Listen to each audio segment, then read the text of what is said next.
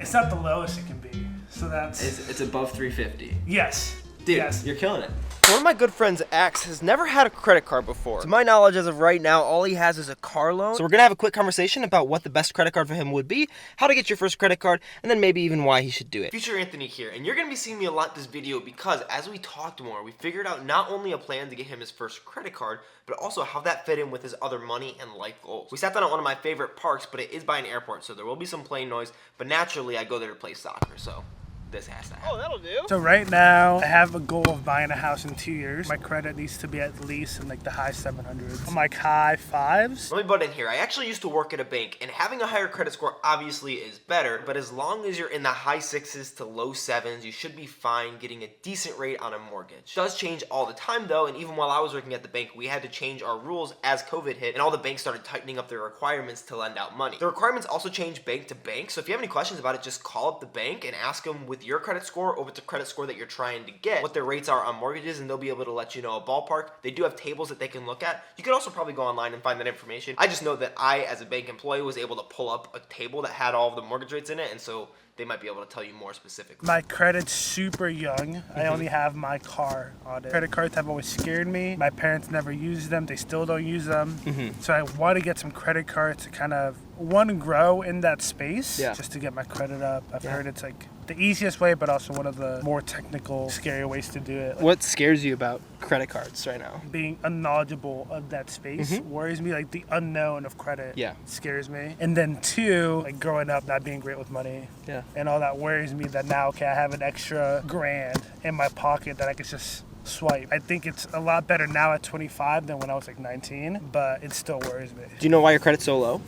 Because even with new credit, you're normally going to be sitting like low 6s, mid 6s. Yeah, honestly, I don't know. Yeah. I don't know. There might be something on it that I don't know. You can look at your credit report for free. Yeah. It used to be once a year you could do that, but now I think you could do it every month. But yeah, your credit's going to be broken down. I made videos on this, so I better know what it is. 35% of it is going to be your payment history. So if you make all your on-time payments, that's the most important thing. And then 30% of it is your credit utilization, which is how much credit you've used versus how much credit you have access to. Those are the main 2 things. As long as like you make on-time payments and you have access to a lot of credit but don't habitually use a lot of it, your credit score will be pretty good. 10% is credit mix, which is the different types of credits that you have. So having a car loan and a credit card will be helpful because you'll be balancing more credit. So people are like, oh, if you can handle 2 of those, you're a little bit more. And then another 10% is going to be your new credit. So how many inquiries you have over the past year, that affects your credit a little bit as well. 15%, I don't know, you'll see it on the screen. I don't remember what it is. But the credit card can help with literally all of those. What are you looking for in a credit card? You just want one to build your credit? Do you care about rewards? Like, is that... No, I just want something that I can use for gas and food. Things that I would already purchase with money that exists. That's definitely the best way to use a credit card. And we rambled for a little bit, so I cut it out. But one of the things that he said that's important is that knowing that he was only using the credit card with money that he already had helped to alleviate that fear of having an extra grand burning a hole in your pocket. And so now that that fear is alleviated a little more, we start getting into the specific types of credit cards he might want to apply for. You asked me a while ago about like secured versus unsecured. I asked you that? You mentioned something that in my brain triggered secured credit card. I think it was something about like putting it like a deposit or down payment. Yes. Okay. What do you know about that? I know nothing except when I opened up my bank account. They asked me if I wanted to do $250, $500 down, and basically they credit you the money. But I'm also 25. I'm not 18 anymore. I'm not opposed to anything. I think it's just like whatever is the easiest to understand. And then as I educate myself more and have more conversation, then I'll open up to a place where there's credit cards with more depth and more moving pieces, points and rewards. Oh, that's great. I really can care less about it now. No, that makes sense. Like it's just going to overcomplicate it for me. And I'm usually someone that if it's overcomplicated, I'm just not going to mess with it. Who do you bank with now? Chase. Having worked at a bank, I think this is something that most of the banks do, is that there's not only your credit score, but there's also an internal score that every bank has for every customer, which basically judges how good your relationship is with the bank. The first one I applied for was a Capital One card, which I got approved for because that's normally one that's pretty easy to get approved for if you have no credit and never had any credit before. And then I applied for my Wells Fargo card. No, I got 10 times the credit limit. I got a $300 limit on Capital One, and I got a $3,000 limit on Wells Fargo because they had a relationship with me already. Stupid airplanes. But they had a relationship with me already, so they knew that I had $3,000, $4,000 a month coming into my bank account. And then I applied for a 3rd credit card, and because I had already applied for 2, they're like, hey, this guy's asking for a lot of credit, and then they declined me. That alone is going to be helpful for you in getting a credit card. But then the secured versus unsecured comes into question depending on where your credit is. I call it secured card. It's the same thing as putting that down payment in. What happens is at a bank, you'll go and you'll put normally either $300 or $500 down initially. You'll put that in a separate savings account, and then the bank will collateralize your credit card against that account, which is a fancy way of saying that they're just gonna hold on to that money and you can't use it for anything. You're not gonna be able to use it to pay off your card every month because they're just holding on to it. You have to still use other money to pay off your card. The only way that you would ever have that $300 released is either you upgrade your card to an unsecured credit card, or they upgrade it for you automatically. Decide to close your credit card, which is normally not super recommended. It's normally better to just upgrade your card. Or if you default completely and you're either over your credit limit or you can't make any payments, they'll take that money out of that account and pay off the card. That money is not there to pay off your card. That money is there as insurance for the bank. I'm personally not the biggest fan of secured credit cards if you can have an unsecured credit card, but in terms of building credit, it's definitely a good way to go because you're pretty much guaranteed to get a secured credit card unless you have big problems with the bank. Do you like have a preference between secured versus unsecured? Do you have like a couple $100 to tie up if you wanted to do that? Sure. I would want to take a look potentially at your credit just to see where you're at. Axe actually came back to my place a few weeks after the first meeting to talk through a little bit more specifics on his credit and then his plans. We're gonna get to that in a second, but I wanted to give a quick warning if you are looking at getting a secured credit card. For some stupid reason, there's a whole industry out there that wants to profit off people being down on their credit or just being desperate altogether and willing to do almost anything to rebuild that credit. And so these companies will take advantage of that by charging lots of fees or crazy interest rates. When I worked at the bank, our secured credit card had like a $30 annual fee, and I hated offering that because I knew, first of all, that there were other secured credit cards that didn't have an annual fee, but also it just seems like you're forcing someone to pay you in order to build their credit or rebuild their credit. So watch out for those type of fees and either stick with someone like Capital One or Discover or your bank if they don't have an annual fee on that credit card. I'm not sponsored by any of those companies. I just want you to watch out so that you can keep the most money in your pocket. Before we dive into the second time that we talked about all of this, there are 3 things that you should know. First, X told me before we started recording that he remembered something that he had totally blocked it out of your mind. Yeah, bro, it was a baddie. Literally eating cereal for like 6-7 meals in a row. So because of all of that, his roommate who worked at Apple actually convinced him to get the Apple credit card,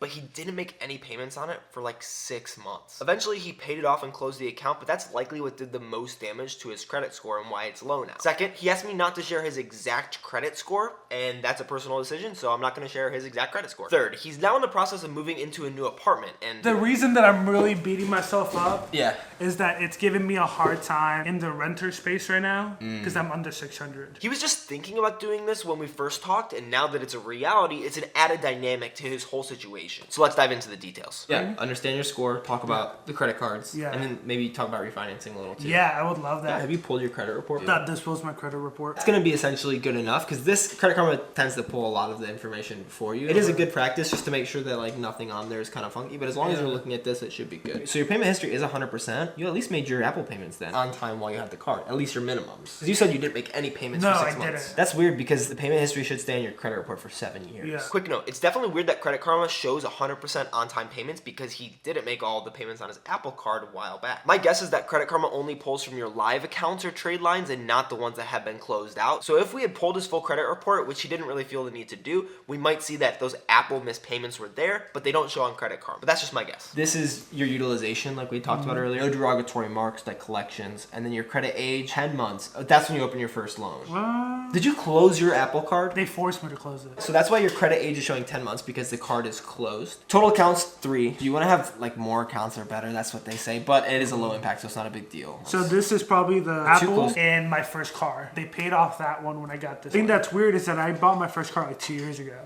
So I don't know why this says 10 months. Because that loan is closed. Oh, so your credit that makes perfect sense. Your credit age is only the open line trade. They call it trade lines. It's only the open trade lines that you have. And your hard inquiries are the number of times that you've applied for credit. So you got 10. They're gonna roll off in 2 years, just like the rest of yours will roll off coming in September 6th through September 13th.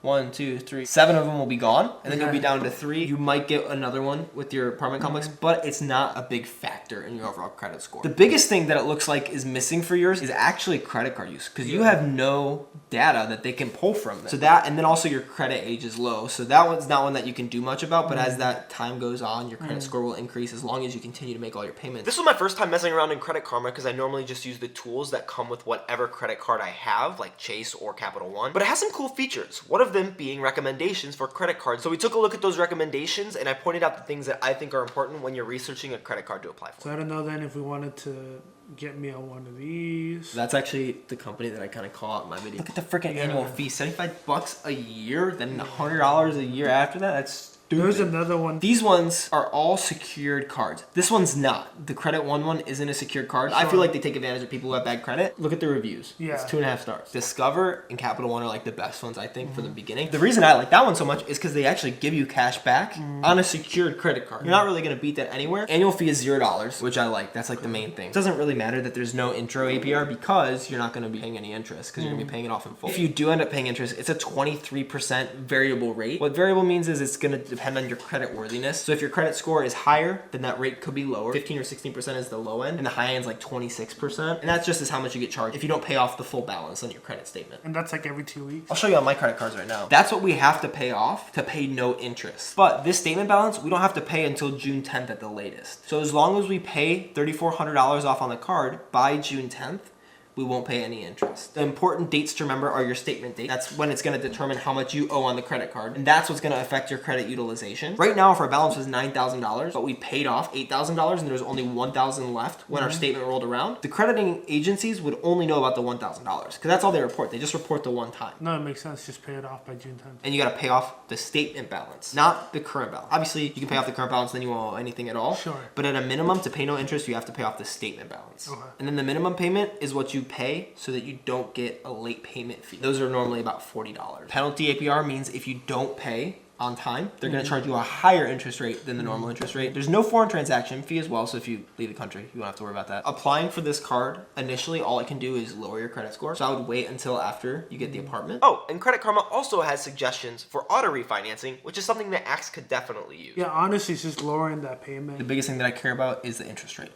I would rather you pay it off faster than slower because you'll end up paying less in interest, but the interest rate being 14% lower is going to be a much bigger factor. So let's look at a refinance calculator real quick. So this is the big thing. Your new monthly payment will be $171. The difference in interest, though, is $4,000. That gets added? No, that you save. So if you can get one of those lower rates, that would definitely be worth it for you to do. There's no application cost, so that's really good. After you get approved for your apartment, then we can look at this. You'd be saving almost $90 a month. Which one would you rather do first? Probably the credit card. No, wait, sorry. Actually, I feel like this makes more sense. I think that that's a kind of a good plan. Get your apartment. The sooner you do this, the more money you save. You're paying $100 in interest every single month. And then even if you get declined with the credit card, then you can just go to your bank and get one there. And then that'll really help your credit score to go up. You'll have more money in your pocket. You'll be on the path to a much higher credit score for sure. Yeah, I feel good. The plan is to first get an apartment and secure that place to live because that's obviously the most important thing. Then refinancing his car loan because even though it will be a hard inquiry on the credit report and probably drop his score by 10 to 15 points, he'll start saving around $70 every month just in interest. Then after he's refinanced his car, he can apply with Discover for that secured credit card because it's not likely that he'll get declined, and then he can start working on his utilization, which will drastically increase his credit score because there will actually be information to draw from. And he can start earning some rewards. But the reason to apply for the card last is because your credit score isn't a massively important factor when you're applying for a secured card. Because the bank doesn't need the insurance of you having a credit score, they have the insurance of your literal cash. So he can take the hit of that inquiry from refinancing his auto loan. Worst case scenario, he applies through Chase if he doesn't get approved through Discover. Worst case scenario, he just waits through September until all those 7 inquiries fall off of his credit report and his credit score will go up from there. If you're also looking at getting your first credit card, watch this video right over here where I go into the basics of credit cards for beginners, but I also interview my sister who's in college and get her opinion on things. Click here to learn how to invest in a Roth IRA, which is the most important investing account that you'll probably have, and click here to watch whatever the latest video that I posted is. Stay smart.